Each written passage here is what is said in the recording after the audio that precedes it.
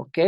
Hoy vamos a continuar viendo el problema espiritual, el problema fundamental. La semana pasada vimos el problema de la separación. Hoy vamos a ver el problema del pecado. Es importante que nosotros profundicemos acerca del problema del pecado, así como lo hicimos la vez pasada con el problema de la separación, y posteriormente Dios nos permite también ver el problema de la esclavitud a Satanás. ¿Por qué, queridas hermanas? Para que nosotros entendamos y tengamos de parte de Dios un discernimiento, o sea, ojos espirituales para ver estos aspectos del problema espiritual.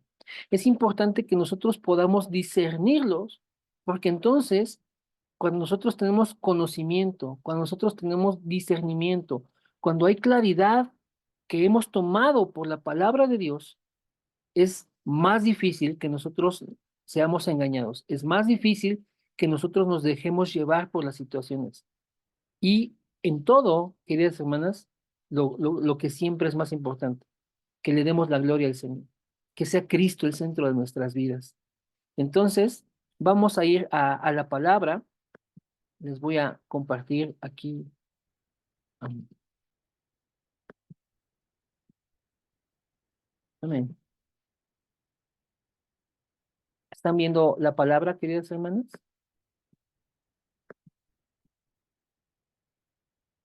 Voy a sacar el panel de los participantes por si alguien más viene a unirse a la reunión. Un segundito.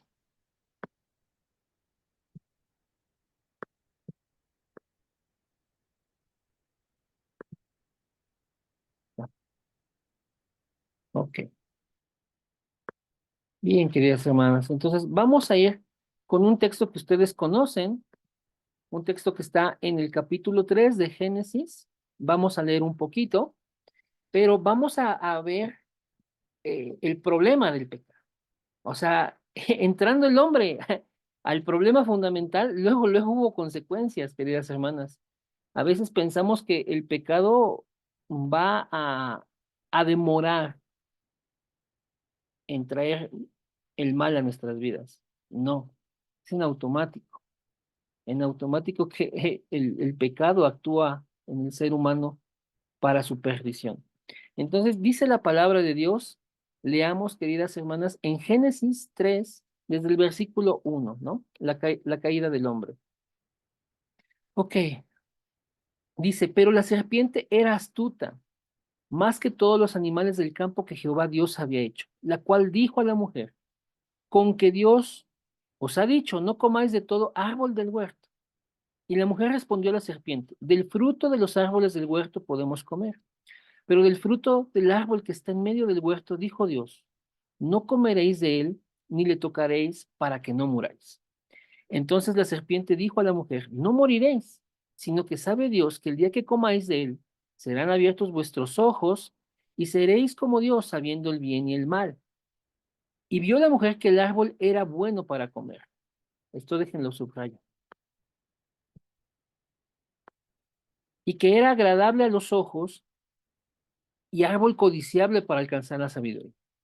Tomó de su fruto y comió, y dio también a su marido, el cual comió así como ella. Bien, queridas hermanas, hacemos una pequeña pausa aquí para resaltar esta parte. Después de que la mujer es extraviada por Satanás, engañada por Satanás, cómo la seduce a que coma de ese árbol? La mujer, la Biblia nos explica que la mujer vio que el árbol era bueno para comer y que era agradable a los ojos. Por supuesto que todas las cosas que Dios había hecho, como dice la palabra, eran buenas en gran manera. Pero aquí el tema es que la Biblia lo que nos resalta es que dice que ya la mujer lo concibió como codiciable para alcanzar la sabiduría. Entonces toma de su fruto, come y da también a su marido y come también el marido. Y el pecado, queridas hermanas, este error grave, la amartía, separa al hombre del Señor. Se acaba de integrar nuestra hermana Alo. Bienvenida, querida Alo. Eh, entonces, va a haber consecuencias. Consecuencias enseguida, hermanas, de que el hombre cae en pecado.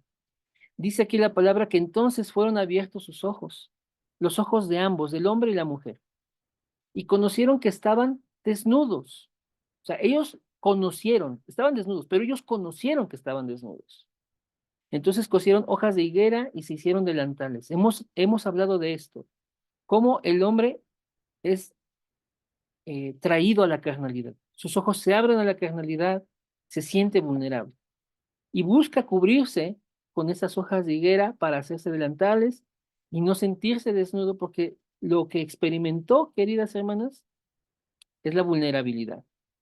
Y oyendo la voz de Jehová Dios que se paseaba en el huerto al aire del día, el hombre y su mujer se escondieron.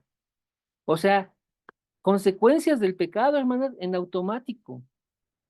Vulnerabilidad, miedo, temor, se escondieron de la presencia de Dios entre los árboles del huerto. Sabemos que Dios va, los encuentra, sabemos que Él, el Señor, le hace la pregunta a Adán, ¿no? ¿Quién te enseñó que estabas desnudo? ¿Has comido del árbol que yo te mandé que no comieses? Y él culpa a la mujer. El versículo 12 nos lo explica, nos lo narra. Y el hombre respondió, la mujer que me diste por compañera me dio del árbol y yo comí. Y luego ella culpa a la serpiente, ¿no? Entonces Jehová Dios dijo a la mujer, ¿qué es lo que has hecho? Y dijo la mujer, la serpiente me engañó y comí, ¿no?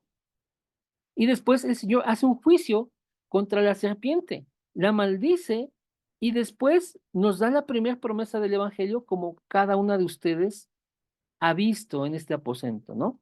Y pondré enemistad entre ti y la mujer, entre tu simiente y la simiente suya. Esta te herirá en la cabeza y tú le herirás en el calcañar.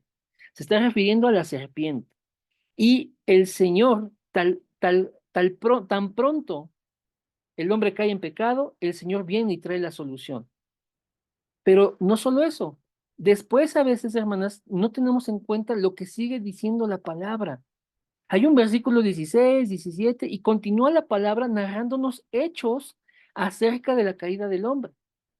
Y resulta que el pecado va a traer consecuencias, el pecado va a traer maldición. Entonces a la mujer le dijo el Señor, primero le habló a la serpiente, ya la maldijo, ya hizo juicio sobre ella, ya dio la primera promesa del Evangelio diciéndole, alguien va a venir y te va a aplastar la cabeza. Pero ahora se dirige a la mujer y le dice en el 16, multiplicaré en gran manera los dolores de tus preñeces. Con dolor darás a luz los hijos y tu deseo será para tu marido y él se enseñoreará de ti. Y al hombre dijo, cuando ya fue con la mujer, ahora va con el hombre por cuanto obedeciste la voz de tu mujer y comiste del árbol que te mandé diciendo, no comerás de él, maldita será la tierra por tu causa. Con dolor comerás de ella todos los días de tu vida. Espinos y cardos te producirá y comerás plantas del campo. Con el sudor de tu rostro comerás el pan hasta que vuelvas a la tierra. O sea, Dios ya pone condiciones diferentes, porque de ella fuiste tomado, pues polvo eres y al polvo volverás. Ok, estos versículos nos dan a entender, queridas hermanas, que el pecado trae consecuencias, ¿sí? El pecado trae muerte. La palabra de Dios nos dice que la concupiscencia del hombre va a traer a luz al pecado. Y cuando el pecado es consumado, entonces el hombre, la mujer, o sea, el ser humano, se hace acreedor se hace, sí, susceptible de un juicio, y ese juicio es muerte. Se, se, se pone en una condición donde va a ser condenado, porque la paga del pecado es muerte. O sea, ¿cuál es ese proceso? Que los deseos del hombre le llevan a cometer el error, le llevan a consumar el pecado. Pero una vez que se consuma el pecado, entonces es condenado. Hay consecuencias por el pecado. Hoy que estamos viendo el problema del pecado, queridas hermanas, lo primero que nosotros tenemos que notar es que el pecado trae consecuencias. El pecado trae maldiciones. Y el hombre quedó en una condición vulnerable, en una condición desfavorable, porque tenía una comunión perfecta con Dios. Pero ahora esto ya que está roto, queda en condiciones desfavorables. Tiene maldiciones. acarreó condiciones en las que no vivía. El pecado trae consecuencias, hermano. Entonces, el Señor continúa disertando sobre el destino del hombre. Y vean lo que dice después la palabra. Y llamó a Adán el nombre de su mujer Eva, por cuanto ella era madre de todos los vivientes. Ok, Dios va a resolver, hermanas, en su misericordia, que el hombre siga viviendo, y por eso trae animales inocentes, los cuales son sacrificados, su sangre es derramada por la vida de estos pecadores, una vida por otra vida, un inocente pagando por un culpable, alguien que muera en su lugar, un pacto de sustitución. Este es el pacto, hermanos, es un pacto de sustitución, un pacto que en la misericordia de Dios, pero también en su justicia, alguien toma tu lugar para pagar por ti. Entonces, el pacto se establece aquí, hermanas, con ese principio, la sustitución. Hay consecuencias, la paga del pecado es muerte, pero Dios toma entonces animales inocentes y les da muerte, los sacrifica para que la sangre de esos animales sea el pago por la vida de estos pecadores. Y son cubiertos dándonos a entender la obra de Cristo, cómo Él derramaría su sangre por nosotros y que con su justicia, su vida santa delante de Dios, nosotros seríamos cubiertos, nosotros seríamos vestidos, nuestro pecado sería cubierto.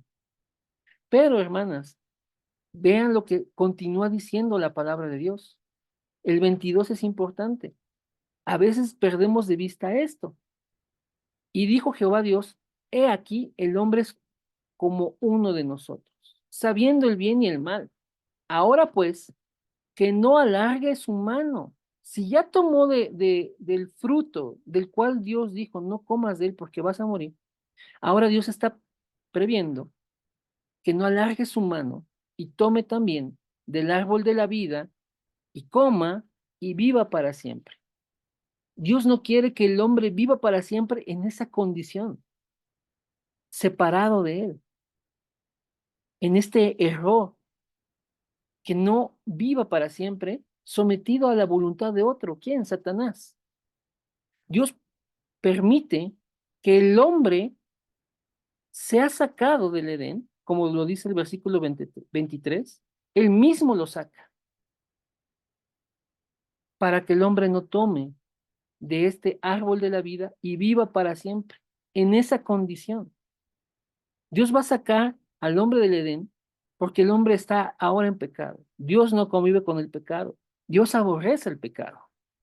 Y aunque ya hubo sangre derramada por estos pecadores, Dios les va a enseñar que necesitan venir a Él por medio del sacrificio de otro, para que su pecado Dios no lo tome en cuenta, para que su pecado sea cubierto. Dios les va a enseñar que las consecuencias del pecado es estar separado de Dios, porque eso es lo que trae el pecado, separación con Dios. Y entonces Dios saca al hombre del Edén y va a estar puesto ahí para cumplir las condiciones que Dios le dejó, que labre la tierra, que coma con el sudor de su frente, que viva de su trabajo. ¿Todo bien hasta aquí, queridas hermanas? Sí, hermano. Amén.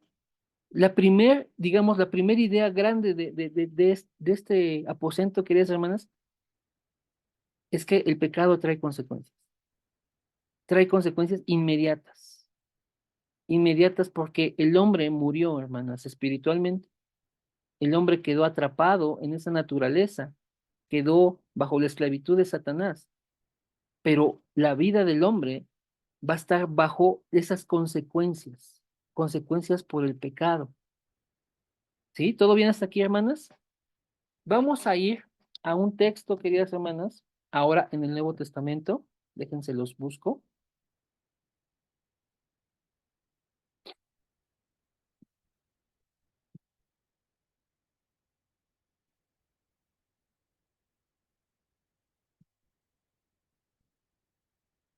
Vamos a ir al capítulo 1 de Romanos, queridas hermanas.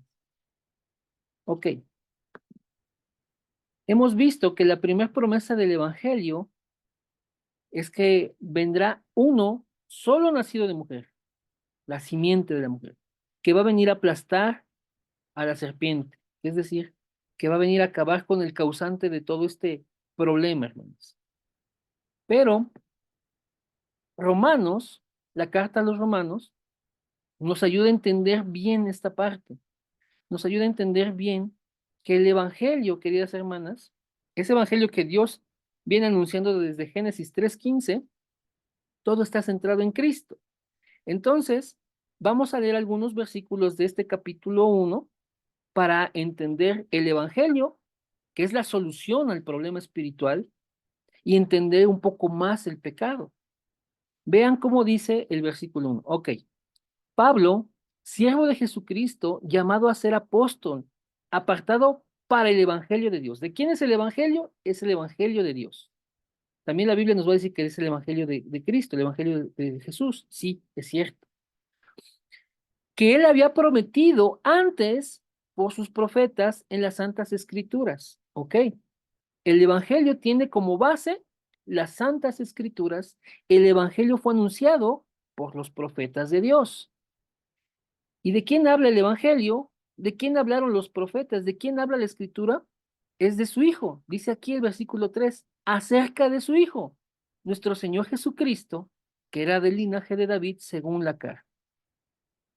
Y vean el versículo 4, queridas hermanas, esto es importante, que fue declarado Hijo de Dios con poder, según el Espíritu de Santidad, por la resurrección de entre los muertos. Ungido. Esto es ungido, hermanos. Declarado Hijo de Dios con poder. Ungido, queridas hermanas. Y por quien recibimos la gracia del apostolado para la obediencia a la fe en todas las naciones por amor de su nombre. Ok, es el propósito del Evangelio. La obediencia a la fe en todas las naciones, entre las cuales estáis también vosotros llamados a ser de Jesucristo. Propósito del Evangelio, queridas hermanas, es que ustedes sean de Jesucristo. A todos los que estáis en Roma, amados de Dios, llamados a ser santos. Gracia y paz a vosotros de Dios nuestro Padre y del Señor Jesucristo. Ok, ya vimos un poco más a detalle acerca del Evangelio. El Evangelio es de Dios, el Evangelio está basado en las Escrituras, fue anunciado por los profetas, hablaron de quién, de Jesucristo, y este es el ungido, ¿sí? Y el propósito es que todos vengamos a la fe, que todos vengamos a ser de Cristo, llamados a ser santos, ¿ok? Esa es la solución al problema espiritual, el Evangelio, queridas hermanas, porque el Evangelio es la obra de ese Cristo de quien dan testimonio todos los profetas en las Escrituras. Ok. Después vamos a ir a estos versículos, el 16 y el 17, queridas hermanas. Porque no me avergüenzo del Evangelio, dice Pablo, porque es poder de Dios para salvación. Aquí está, digamos, el eje rector del Evangelio. Es poder de Dios para salvación a todo aquel que cree. Al judío primeramente, porque fue anunciado a los judíos primeramente, y también al griego, después fue anunciado a los gentiles. Porque en el Evangelio, la justicia de Dios se revela por fe y para fe, como está escrito, mas el justo por la fe vivirá. Aquí nos va a dar, hermanos, digamos, la, la materia del Evangelio. La justicia de Dios se revela por fe y para fe. ¿Cuál es la justicia de Dios? Que la paga del pecado es muerte, mas la dádiva de Dios es vida eterna en Cristo Jesús, Señor nuestro. Si nosotros, como pecadores, confiamos en la obra de Jesús, es en méritos de Él, es en algo que Él hizo, entonces, hermanas, eso se llama fe, poner nuestra esperanza, nuestra confianza en lo que Él hizo. Nosotros recibimos su justicia. Él carga nuestro pecado y nosotros recibimos su justicia. Recuerden que el pacto es sustitución, uno en lugar del otro. ¿Ok? Porque la justicia Bueno, porque en el Evangelio, la justicia de Dios se revela por fe y para fe. Como está escrito, más el justo por la fe vivirá. Esto está escrito en el libro de Habacuc, queridas hermanas. Más el justo por la fe vivirá. ¿Sí? ¿Cuál es la justicia de Dios? Que el pecador reciba su pago. Dios va a pagarle al pecador. Pero Cristo toma nuestro lugar. Cuando Él fue sin pecado, Él toma nuestro lugar como si Él hubiera sido el pecador. Y recibe la ira de Dios sobre Él, recibe esa justicia. Pero a nosotros nos deja en su lugar, como si nosotros hubiéramos vivido esa vida santa, esa vida de agrado a Dios. Y entonces Él recibe lo que nosotros teníamos que recibir. Y nosotros recibimos lo que a Él le correspondía en agrado a Dios. Es increíble cómo, de verdad, Él toma nuestro lugar para hacer este intercambio. Bien, queridas hermanas. Ahora, vamos a continuar con la lectura de Romanos y vea, querida hermana, vean, queridas hermanas, cómo la palabra de Dios rompe también con ese mito de que Dios aborrece al pecado, pero ama al pecador. Lo que el versículo 18, hermanas, y el 19 nos dice, eh, el 18 sobre todo, rompe con esa falsa idea, hermanas. Porque la ira de Dios se revela desde el cielo. La ira de Dios. ¿Qué se revela? La ira de Dios. La ira de Dios. Se revela desde el cielo. ¿Contra qué? Contra toda impiedad e injusticia de los hombres. ¿Contra quién está enojado Dios? ¿Contra quién tiene ira Dios? Contra el hombre. Porque en su impiedad, en su injusticia, detiene con injusticia la verdad. Dios está enojado contra el pecador, por supuesto que sí. Dios aborrece el pecado, por supuesto que Dios aborrece al pecador. Por eso la ira de Dios cae sobre el pecador. Pero Jesús tomó nuestro lugar para que esa ira cayera sobre él. Entonces, queridas hermanas, nosotros tenemos que ver el problema del pecado. Ya dijimos, el pecado trae consecuencias. El evangelio es la solución a ese problema. El evangelio es la obra de Cristo. Es lo que Él hizo para resolverlo. El evangelio, hermanas, es la obra del Señor que a nosotros nos beneficia cuando nosotros ponemos nuestra fe en Él, nuestra confianza en lo que Él ya logró. Pero aquí vuelve la palabra del Señor a darnos a entender por qué fue así, hermano. Porque la ira de Dios se revela contra toda impiedad e injusticia de los hombres que detienen con injusticia la verdad. La ira de Dios está sobre el pecador. Porque lo que de Dios se conoce les es manifiesto, pues Dios se los manifestó. Vean el 20. Porque las cosas invisibles de Él, o sea, de Dios, su eterno poder y deidad, se hacen claramente visibles desde la creación del mundo, siendo entendidas por medio de las cosas hechas, de modo que no tienen excusa. Es decir, cualquier hombre, aunque no en sus años no reciba un mensaje que le digan, mira, hay un Dios que está sobre toda esta creación, toda la creación grita que hay un Dios. Toda la creación revela que hay una mano superior que hizo todo, formó todo. Y las mismas condiciones de la vida nos enseñan, hermanas, que necesitamos de alguien que esté por encima de nosotros. Las cosas de Dios se revelaron en toda su creación. Entonces, no hay excusa para la gente en que digan que no hay un Dios, por supuesto, porque todo, todo su poder, su eterno poder y deidad están manifestados en la creación, hermanos. Entonces, no hay excusa para que la gente diga, es que no hay un Dios, no, por supuesto. Sal, abre tus ojos, mira alrededor y date cuenta que hay un Dios. Pero vean lo que dice el versículo 21. ¿Todo bien hasta aquí, hermanos? Bien. Amén. ¿Todo bien, hermanas? ¿Todo bien? Bienvenidas, queridas hermanas, las que están integrándose, bienvenidas. Dice el versículo 21, pues habiendo conocido a Dios, no le glorificaron como a Dios, ni le dieron gracias, sino que se envanecieron en sus razonamientos y su necio corazón fue entenebrecido. Este es el problema del pecado, hermano.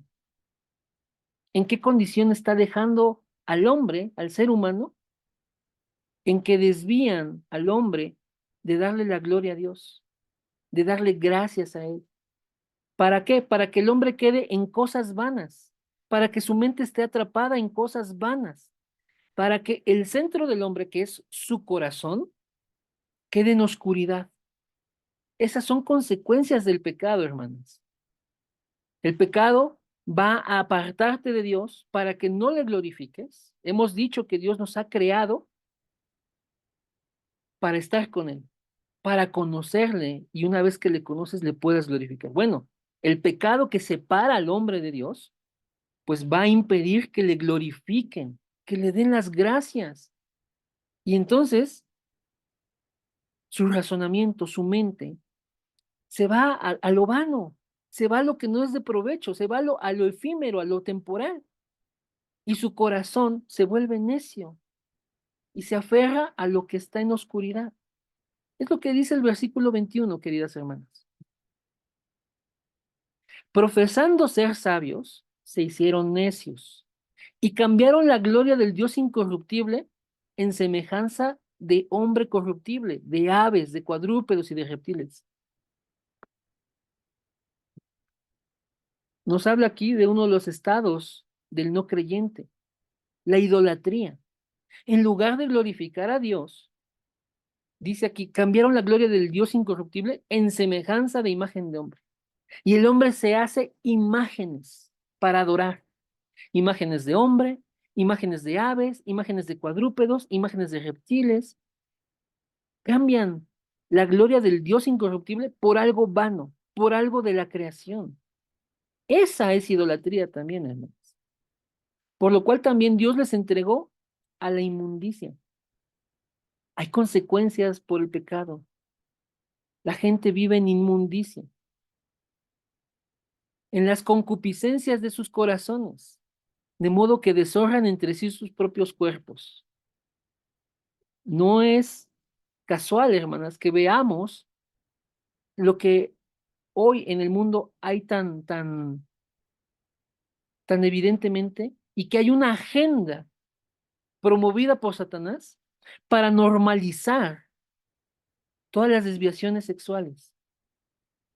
Dice aquí la palabra de Dios que Dios los entregó inmundicia y en las concupiscencias de sus corazones deshonran entre sí sus propios cuerpos. Satanás quiere normalizar eso, pero no, hermanas, esas son consecuencias del pecado. Ese es ese estado, hermanos, de entenebrecimiento de su corazón, de banalidad en sus pensamientos, es porque no glorificaron a Dios. Dice el 25, ya que cambiaron la verdad de Dios por la mentira. Y esto, hermanas, viene desde el Edén. Cómo Eva deja la verdad de Dios y cómo Adán también deja la verdad de Dios. El hombre y la mujer abrazaron una mentira y comieron del fruto. Y esto, hermanas, necesitamos verlo. El problema del pecado es que dejas la verdad de Dios por abrazar una mentira. Cuando tú cometes algún pecado, o sea, cuando tú te equivocas, cuando tú cometes esos errores, realmente lo que está pasando es que dejas la verdad de Dios por una mentira. Y aquí vuelve a aparecer la idolatría, honrando y dando culto a las criaturas antes que el Creador, el cual es bendito por los siglos. Amén, dice Pablo. Por esto, Dios los entregó a pasiones vergonzosas, pues aún sus mujeres cambiaron el uso natural porque es por el que es contra naturaleza. Y de igual modo también los hombres, dejando el uso natural de la mujer, se encendieron en su lascivia unos con otros, cometiendo hechos vergonzosos hombres con hombres y recibiendo en sí mismos la retribución debida a su extravío. Ahí está, tanto hombres como mujeres están extraviados. deshonran sus cuerpos. Y hay un uso antinatural que Dios dio, que, o sea, hay un uso antinatural de lo que Dios ya había dado. Van en contra de lo que Dios ya había establecido. Y como ellos no aprobaron tener en cuenta a Dios, Dios los entregó una mente reprobada para hacer cosas que no convienen. Están en oscuridad. La gente por eso no entiende, porque está en oscuridad, está con una mente reprobada. Y vean, queridas hermanas, aquí viene Pablo con una gran lista de cosas en las que nosotros hemos vivido anteriormente. Antes de venir a Cristo, esto era nuestra vida. Vean, estando atestados, es decir, estando saturados, pero hasta la coronilla de vivir de esta manera. Dice, estando de verdad, o sea, esta era nuestra vida, hermanos, llenos de esto, estando atestados de toda injusticia, fornicación, perversidad, avaricia, maldad, llenos de envidia, homicidios, contiendas, engaños y malignidades. Hemos vivido antes de Cristo en muchas de estas cosas. Murmuradores, detractores, aborrecedores de Dios, injuriosos, soberbios, altivos, inventores de males, desobedientes a los padres. O sea, en ese creo que todos, necios, desleales, sin afecto natural, implacables, sin misericordia, quienes habiendo entendido el juicio de Dios, vean, esto es tremendo, que los que practican tales cosas son dignos de muerte. O sea, ellos saben que hay una consecuencia por esto. No solo las hacen, siguen practicando el pecado, pero también, dice aquí, que no solo las hacen, sino que también se complacen con esas personas que también las practican. Y así, hermanas, así el pecado tiene tan atrapado a la gente. ¿Cómo la gente puede gozar de practicar esas cosas y cómo se puede gozar con otros que practican las mismas cosas? ¿Vamos bien hasta aquí, queridas hermanas?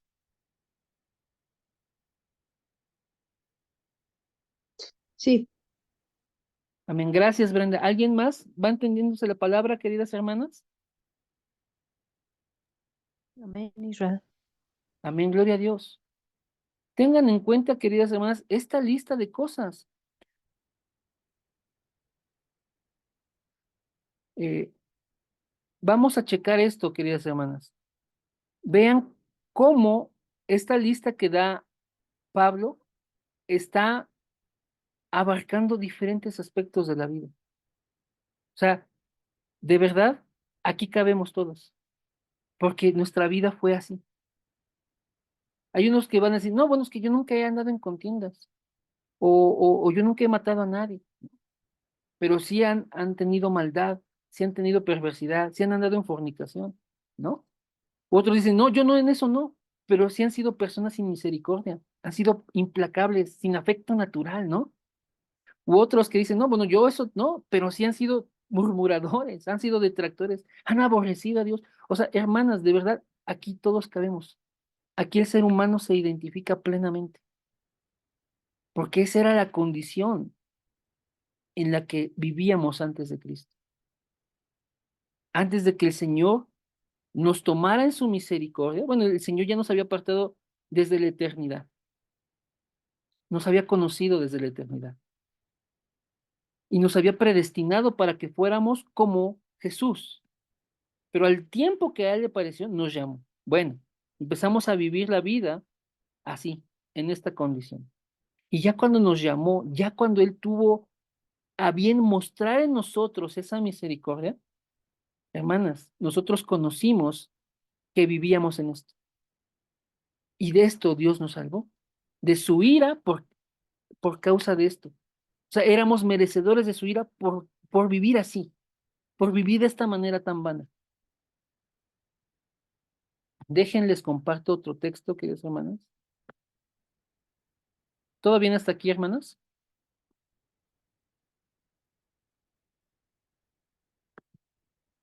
Queridas hermanas, ¿me escuchan? Sí, Isra, ¿todo Sí, bien? Amén.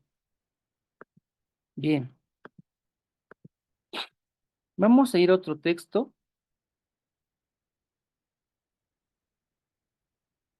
que a mí me parece que es importante que veamos. Y este texto, eh, tal vez ustedes ya lo han leído, no hemos hablado mucho de este texto, pero quiero que vayamos a este texto, queridos hermanos. Déjense los comparto.